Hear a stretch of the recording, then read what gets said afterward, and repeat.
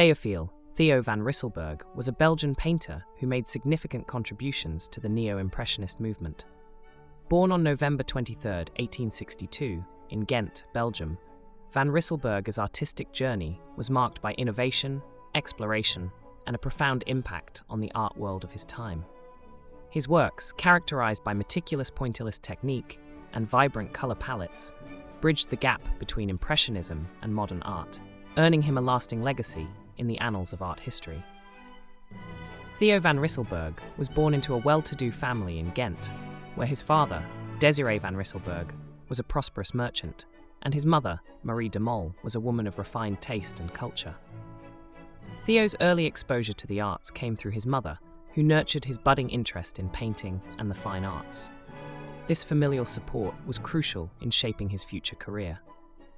At the age of 15, Theo enrolled in the Académie of Fine Arts in Ghent, where he studied under the tutelage of Théodore Joseph Cannelle and Émile Claus. Claus, in particular, would have a lasting influence on Theo, instilling in him a love for light and colour that would become hallmarks of his later work. The Academy provided a solid foundation in traditional techniques, but Theo's restless spirit soon sought new horizons.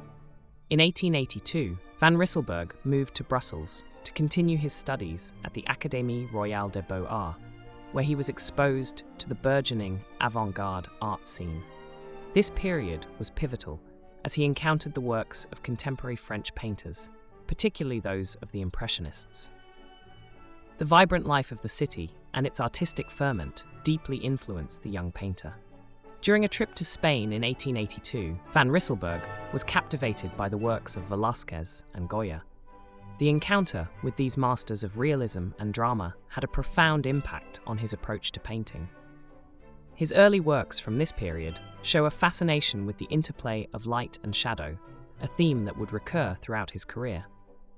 Van Rysselberghe's initial works exhibited a strong realism, often focusing on portraits and genre scenes. His skill in rendering detail and texture earned him recognition, and he soon became a prominent figure in the Belgian art world. However, it was his encounter with the Neo-Impressionist movement that would mark a turning point in his artistic development. In 1886, Theo van Rysselberghe visited Paris, where he met Georges Seurat and Paul Signac, the leading figures of the Neo-Impressionist movement. Neo-Impressionism, characterized by its scientific approach to color and light, appealed to van Rysselberghe's analytical mind and his quest for a new artistic language. Seurat's technique of Pointillism, which involved applying tiny dots of color to create a luminous effect, fascinated him. Theo's adoption of Pointillism marked a significant shift in his style. He began to experiment with the technique, meticulously applying small, distinct dots of color to build up images. This method, while labor-intensive, allowed for a remarkable luminosity and vibrancy in his work. His palette became brighter and his compositions more dynamic, reflecting the influence of Neo-Impressionism. One of his early successes in this new style was The Reading, 1887, a portrait of his wife, Maria Monum, absorbed in a book. The painting exemplifies van Rysselberghe's skillful use of Pointillism to capture the delicate play of light on his subject's face and the surrounding environment. This work, among others, established him as a leading figure in the Neo-Impressionist movement. In 1883, van Rysselberghe became a founding member of the avant-garde group Vingt, a collective of 20 progressive artists who sought to challenge the traditional art establishment. Les XX provided a platform for artists to exhibit their works without the constraints of academic conservatism, and it attracted an eclectic mix of painters, sculptors, and writers. Van Rysselberghe played a crucial role in Les XX, not only as an exhibiting artist, but also as an organizer and advocate for artistic innovation. The group's exhibitions introduced the Belgian public to the latest developments in European art, including Impressionism and Post-Impressionism. Through Les XX, van Rysselberghe formed lasting friendships with fellow artists such as James Ensor, Henry van der Velde, and Paul Signac. The collaborative spirit of Les XX fostered a vibrant exchange of ideas and techniques. Van Rysselberghe's interactions with these artists influenced his own work, leading to a period of intense creativity and experimentation. His landscapes, portraits, and genre scenes from this period display a confident mastery of Pointillism and a sophisticated understanding of colour theory. Theo van Rysselberghe's personal life was marked by his marriage to Maria Monum, the daughter of a wealthy publisher, in 1889. Maria's financial stability allowed Theo the freedom to travel extensively and pursue his artistic ambitions without the constraints of economic necessity. The couple had 2 children, Elizabeth and John, who often served as subjects in Theo's paintings. Travel played a significant role in van Rysselberghe's artistic development. His journeys to Morocco, Spain, and the south of France exposed him to new landscapes and cultures, enriching his visual vocabulary. The intense light and vibrant colours of these regions had a profound impact on his work, leading to a greater emphasis on luminosity and colour contrast. In Morocco, van Rysselberghe was captivated by the exotic beauty of the landscapes and the people. His paintings from this period, such as Moroccan Landscape, 1888, and The Casbah Gate, 1889, reveal a deep appreciation for the vivid colours and unique atmospheric qualities of the North African environment. These works stand out for their bold use of colour and their intricate pointillist technique. By the 1890s, Theo van Rysselberghe had fully developed his mature style, characterised by a refined pointillist technique and a sophisticated use of colour.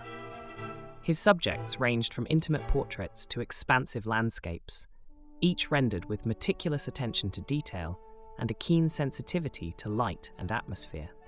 One of his most celebrated works from this period is The Bathing Huts at Knokke, 1892, a serene beach scene that exemplifies his mastery of Pointillism. The painting captures the tranquil beauty of the seaside with its soft hues and harmonious composition. The meticulous application of colour dots creates a shimmering effect, evoking the play of sunlight on water and sand. Another notable work is The Scheldt Upstream from Antwerp, 1893, a panoramic view of the river with its bustling activity and serene natural surroundings. The painting demonstrates van Rysselberghe's ability to convey both the grandeur of the landscape and the minutiae of human activity. The careful placement of colour dots enhances the sense of depth and luminosity, making the scene come alive. Van Rysselberghe's portraits from this period are equally remarkable. Portrait of Marguerite van Mons, 1896, and Portrait of Alice Seth, 1897, showcase his talent for capturing the personality and presence of his subjects. His pointillist technique adds a subtle vibrancy to the skin tones and fabrics, giving the portraits a lifelike quality. Theo van Rysselberghe's contributions to Neo-Impressionism and his influence on subsequent generations of artists cannot be overstated.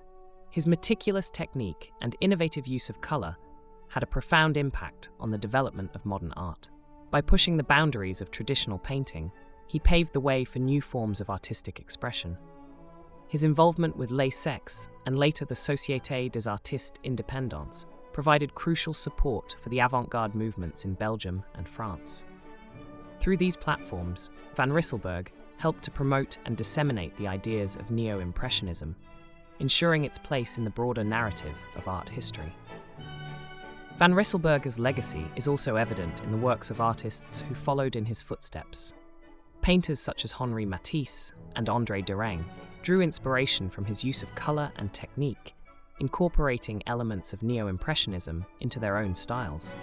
His influence extended beyond painting, impacting the broader fields of design and decorative arts. In the early 1900s, van Rysselberghe's style began to evolve once again.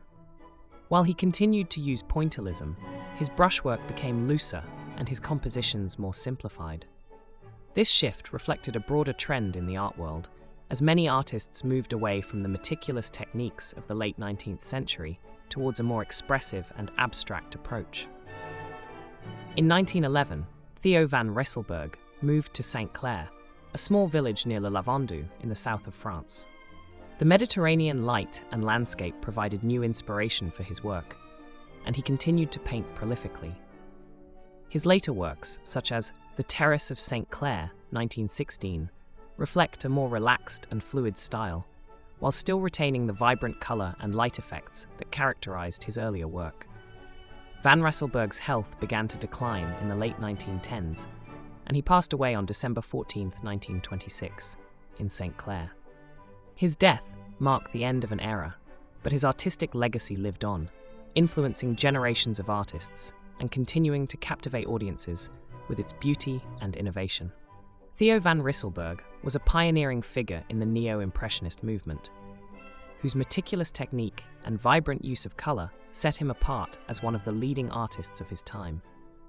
From his early training in Ghent to his mature works in the south of France, Van Rysselberghe's artistic journey was marked by a constant quest for innovation and expression. His contributions to the art world, particularly through his involvement with Les XX and his mastery of Pointillism, left an indelible mark on the history of modern art.